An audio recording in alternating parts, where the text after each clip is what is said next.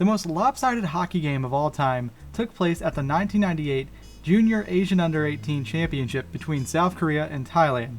South Korea beat Thailand 92-0. There is your answer to my clickbait. You can leave now, but if you want the story of it, stick around. But yes, let's just break that down for a second. 92 goals. That is an average of 30.67 goals per period, or 1.02 goals per minute. Pretty much every single minute of this game, there was a goal. So that is why I'm here. I want to see how long it will take for me to score 92 goals in the fastest way possible. But now for the story. Let's start with South Korea. The sport got its start in South Korea when North and South Korea were still combined. The Korean Ice Hockey Federation was started all the way back in 1928. They wouldn't really make any moves though, which is odd for a federation. Usually when a federation is launched, they try to get a team together and immediately try to compete on the international stage as fast as possible. Not Korea though. In fact, hockey wouldn't start to ramp up in the country till after the division of Korea into North and South. In South Korea, the place leading hockey wasn't like a senior league like other hockey countries, but actually a university team. Hockey was a college sport in South Korea, played in colleges and universities. Now this is a huge boost for Korea because it means you have a system of young people playing the sport. Unlike many countries where the sport is growing, where there usually is not a fully fleshed out junior system developed. Hockey was slowly growing in South Korea, and they didn't try to force themselves to compete at big IIHF stages immediately. They wouldn't join the IIHF until 1960, but not play in one of their tournaments until 1979. Just a few years later, the South Korean U18 squad would make their IIHF debut at the first ever Asian Under-18 Championship in 1984. The International Ice Hockey Federation had a separate division for Asian countries at one point, as this was to help avoid lopsided scores against more experienced competition, easier travel, among other reasons. It actually started out as a pretty good system. Kazakhstan, South Korea, China, and Japan were pretty evenly matched. It wasn't perfect and there were some double-digit goal counts, but never double-digit defeats. So change started to come in 1998 though. Kazakhstan decided to leave the Asian tournament and return to regular International Ice Hockey Federation tournaments. And they were placed in Group D, which was a huge mistake as they marched their European opponents into a slaughterhouse.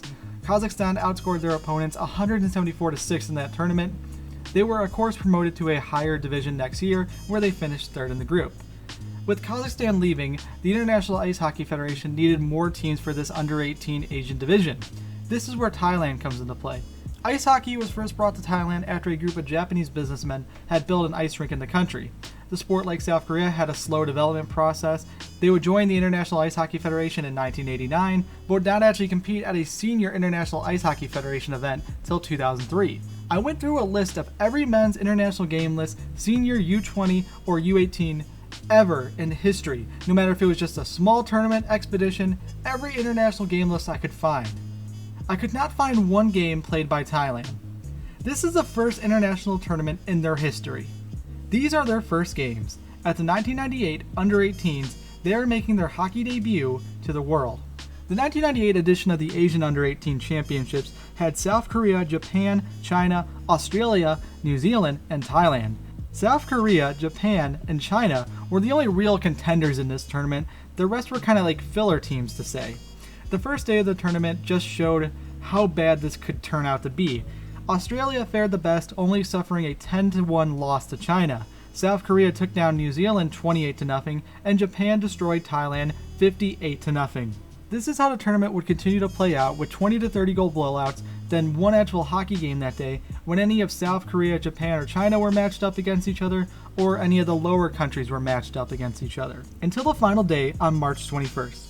Going into this day, South Korea and Japan were all tied for first at 7 points. Now, South Korea was playing Thailand, who had lost their 4 games 125-2. So yeah, South Korea was guaranteed a victory on this day. Japan was taking on China. If Japan won that game, they were going to tie South Korea for points, meaning the goal differential would be the difference maker. Going into that game, Japan had a goal margin of 121, while Korea had 52.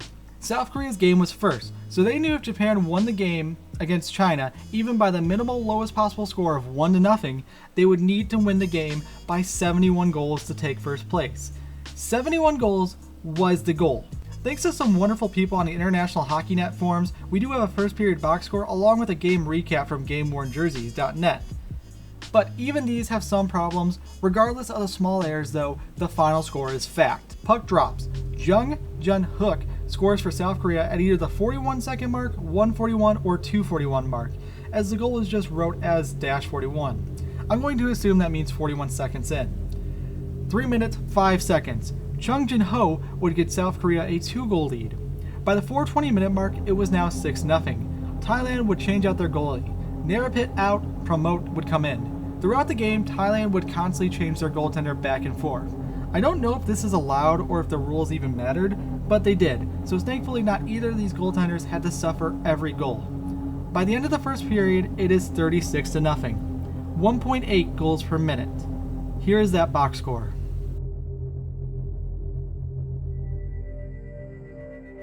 Second period. What is on your mind as Thailand? Do you want to just run?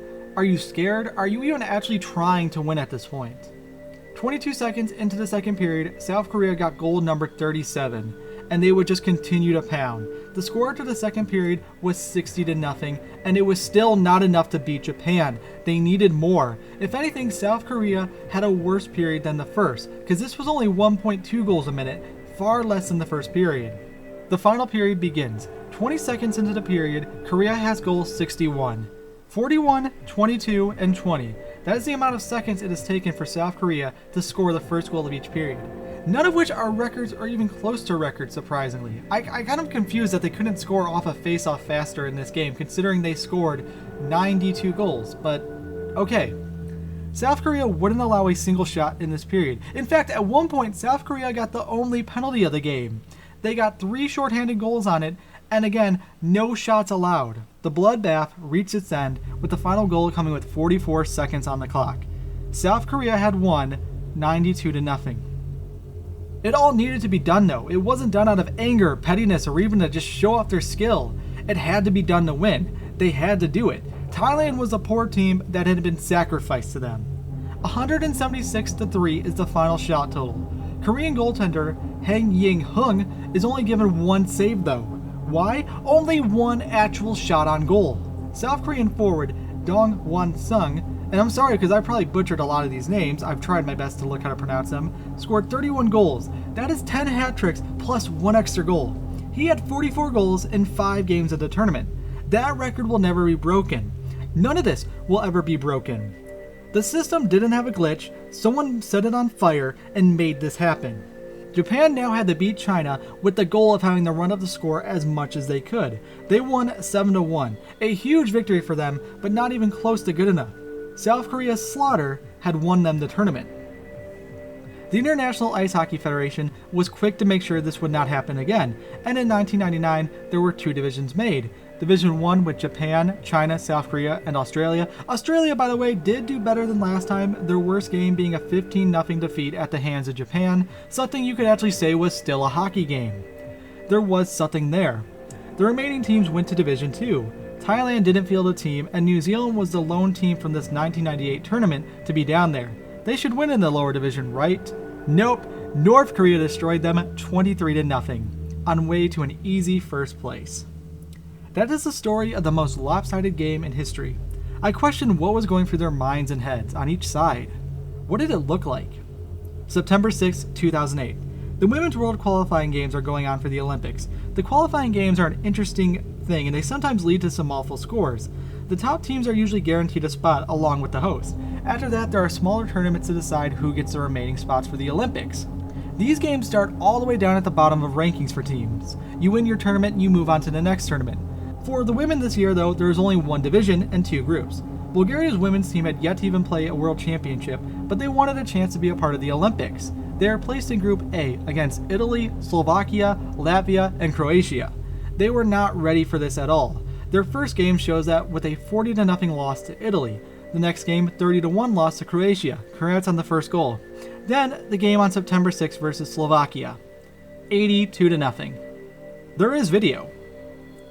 This is just ugly to watch. There is no reason for it. There was no reason for Slovakia to run up the score like this. I don't know what it is, but there is a stopping point. It just feels wrong. There were even injuries and fights in this game. Bulgaria should have never came. They didn't belong, they should have just avoided this. Now think of this and add 10 more goals. Instead of senior teams, add in U18 squads. Those were kids who scored 92 goals on other kids. 92.